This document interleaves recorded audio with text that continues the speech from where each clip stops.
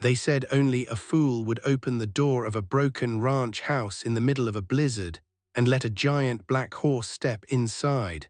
And not just the horse, but its trembling foal, half dead in the snow.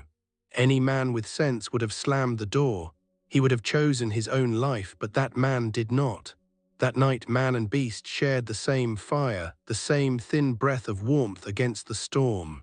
And what began in that silence would change everything. The wind screamed across the open prairie like a living thing. It tore at the land with savage strength, hurling snow sideways so hard it burned the skin. The sky was nothing but white fury. The horizon had vanished, swallowed whole, leaving no sense of distance or direction. It felt as if the world itself was being erased. Out in that frozen emptiness stood a ranch house that time had nearly forgotten. Its roof sagged under years of storms. Rusted tin sheets rattled and groaned. The wooden walls were split and warped, letting cold fingers of wind slip inside. The windows were patched with old boards and tar paper that shook with every gust. The door hung crooked on loose hinges, barely holding. Inside, a weak fire burned in a stone hearth. Its light flickered low, throwing thin shadows across the walls. The house creaked and shuddered as if it were alive and afraid. A man sat close to the fire, hunched forward, his coat collar pulled high around his neck. His boots stretched toward the flames, stiff with frost. His hat lay on the floor beside him, wet from melted snow. His face was hard and worn, carved by years of wind and loss. His hands were cracked and raw, held close enough to the fire that the heat strung before it soothed. "This will pass," he muttered, though the words held no real belief. He said them because he always had. The ranch was falling apart, but it was still a wall between him and death. For a man with nothing left, that was enough. He lived alone. No family, no visitors, no reason for anyone to knock on his door, especially not on a night like this. The loneliness felt heavier than the cold, pressing in with every howl of the wind. Snow battered the walls in endless waves. The rafters groaned. Ash puffed from the hearth as a draft slipped in through a crack near the floor. The man stirred the fire with an iron poker, watching the embers flare and fade. Then he heard it. At first he thought it was just the storm, the wind slamming against the house in some strange rhythm, but the sound came again, slower, heavier. A deep thud that traveled through the floor. He froze. Another thud followed, then another. This was no wind, this was weight, this was movement. He stood slowly and reached for the rifle leaning against the wall. His fingers wrapped tight around the worn stock. He held his breath and listened. Hooves, not the steady beat of a strong horse, but a dragging, uneven sound. Each step spoke of exhaustion, of a body pushed beyond its strength. "No," he whispered, "no animal should have been out in this storm. No animal could survive it." Then came a sound that cut deeper than the cold. A thin, broken cry torn apart by the wind. A weak whinny stretched with fear and pain. The man's chest tightened. The hoofbeats stumbled, then pushed forward again, closer now. Metal struck stone beneath the snow. The sound crashed into the door, making the warped boards jump in their frame. The fire flickered. Shadows leapt across the walls. The man raised the rifle, his heart pounding. Another heavy blow shook the door. Snow sifted down from the beams. Then the latch gave way. The door burst inward. The storm roared into the cabin, stealing the warmth in an instant. Snow poured across the floor. Ash and sparks flew from the hearth. Cold bit into his skin like knives. And there, framed in the doorway, stood something so massive that for one breath he thought the storm itself had taken shape. The horse was black as night. Ice clung to its mane and shoulders. Its body trembled with effort, steam rolling from its nostrils in thick clouds. Its eyes caught the firelight, dark and burning, alive with stubborn will. The man stood frozen, rifle aimed, every instinct screaming at him to shut the door. Then he looked down. 3 small shapes huddled against the horse's legs. Foals, their coats were thin and soaked. Their bodies shook violently. One collapsed into the snow at the threshold, legs folding beneath it. A faint, pitiful sound slipped from its throat. The man felt something break inside his chest. He had seen this before. Calves lost to winter, small bodies stiff in the snow, eyes empty with fear. And once, long ago, he had been the one near death in a storm. He remembered stumbling through snow, his strength gone until a stranger opened a door and pulled him inside. His grip on the rifle tightened. Logic shouted at him to choose survival. A horse this size could kill him in seconds. One kick, one strike, but the foal whimpered again. The stallion took a staggering step forward, eyes locked on him. There was no rage in them, only exhaustion, only a silent plea. "God help me," the man whispered. For a heartbeat the rifle stayed raised. Then slowly, deliberately he lowered it. He stepped back. The gesture was small but clear. He let the door swing wider against the storm. The stallion hesitated. Then, with a heavy exhale, it crossed the threshold. Snow slid from its body, melting on the floorboards. The cabin shook under its weight. One foal stumbled inside and fell hard. The others followed, dragging themselves into shelter. The door slammed shut behind them as the wind lost its grip. Silence fell. The man backed toward the fire, rifle still in his hands. The stallion stood in the center of the room, steam rising from its massive body. The foals lay in a trembling heap near the door. The space felt too small, the air too tight. He moved slowly, spreading dry straw across the floor.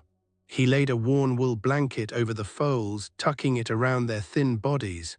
They pressed close together, seeking warmth. One let out a soft sound, weaker but steadier than before. He swallowed hard. He reached into his supplies and pulled out his last oats. Food meant to keep him alive through winter. He scattered them on the floor. The foals ate desperately. The stallion, as he would later call him Shadowman, did not move. It watched every motion, eyes heavy and unblinking. Hours passed. The storm raged outside, but inside the fire burned low and steady. At last, the stallion lowered himself to the floor, folding his legs beneath his great body. Even resting, he filled the room. The man stayed awake in his chair, rifle close, listening to the sound of breathing. Not just his own anymore, but theirs. For the first time in years, he was not alone. And somewhere deep in the night, as man and beast shared the same fragile warmth, a bond began to form, one born not of trust or choice, but of survival. A bond that would soon be tested. Morning came quietly, as if the storm had taken everything it had and left nothing behind but silence. He woke stiff in his chair, his back aching, his breath fogging faintly in the cold air. For a moment he forgot where he was. Then he heard it breathing, deep, steady, heavy breathing that did not belong to a man. He opened his eyes. The giant black stallion lay stretched across the floor, his massive body turned slightly toward the fire. Steam no longer rose from his hide, but his chest lifted and fell in a slow rhythm that spoke of life holding on. Near the hearth, the three foals lay tangled together under the blanket. They were still, but their sides moved gently. They were alive. The man let out a long breath he did not know he had been holding. Outside the window, the world was white and endless. Snow buried the fences. The barn leaned low, nearly swallowed. The sky was pale and sharp, the kind of cold blue that promised no mercy.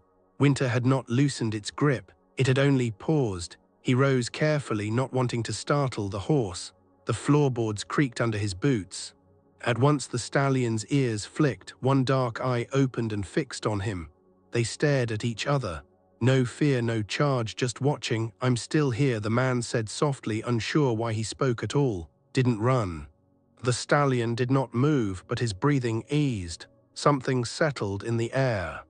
Thin as frost, but real. He stirred the coals, coaxing the fire back to life. Warmth crept outward.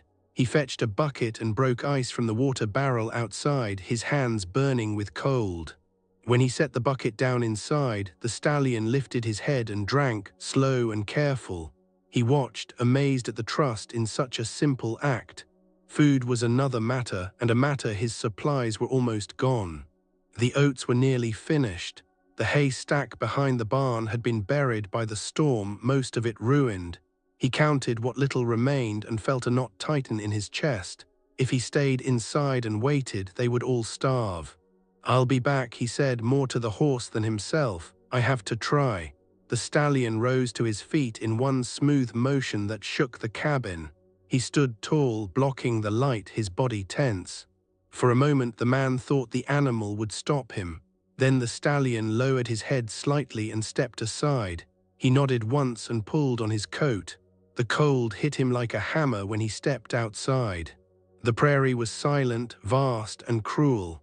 Snow swallowed his boots to the knee. Every step was work. He searched the collapsed barn, digging with bare hands until his fingers burned. Most of the hay was ruined, black with ice and rot, but not all. Hidden beneath a fallen beam, he found a small bundle still dry enough to use. He gathered brush, snapped frozen weeds, and checked his traps along the ridge. Luck was thin, but it was there, a rabbit, a grouse, enough to buy time. When he returned, the cabin door opened before he even touched it. The stallion stood inside, watching. The foals lifted their heads weakly. He laid the hay down and stepped back. They ate. That night, as the fire burned low, another sound reached the cabin. Hooves, controlled, deliberate. A knock followed, 3 sharp strikes. His hand closed around his rifle. He opened the door just enough to see a man standing in the snow.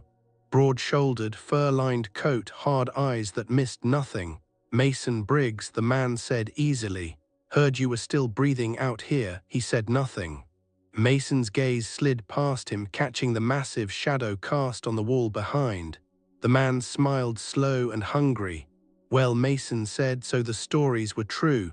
He talked of money, of selling, of taking what could not be broken. He felt the stallion's presence behind him like a wall. They are not yours, he said quietly. Mason's hand drifted toward his gun. The man raised his rifle. The cabin filled with tension so thick it felt solid. Behind him, the stallion exhaled a deep sound that shook the walls. Not a threat, a promise. Mason hesitated. Then he stepped back. This isn't over, he said coldly. When he rode away, the silence he left behind felt heavier than the storm. Inside, something changed. The stallion lowered his head once, slow and deliberate. The man understood. Trust had been given, but danger had found them, and it would return. The days that followed settled into a hard and fragile rhythm. The storm had passed, but winter still ruled the prairie with quiet cruelty. Snow lay deep across the land, smooth and endless, hiding what little life remained beneath it. Each morning he woke before the light, his body sore, his hands stiff, but his purpose clear. He no longer woke alone. The cabin breathed with life now, the soft rise and fall of the foals in their straw bed. The deep, steady rhythm of the great black stallion near the hearth. Even the fire seemed different, as if it burned with more meaning than before. He moved slowly, carefully, learning the shape of sharing space. He fed the foals first, spreading what little hay he could find, breaking it small so their weak jaws could manage. They grew stronger by inches, by moments.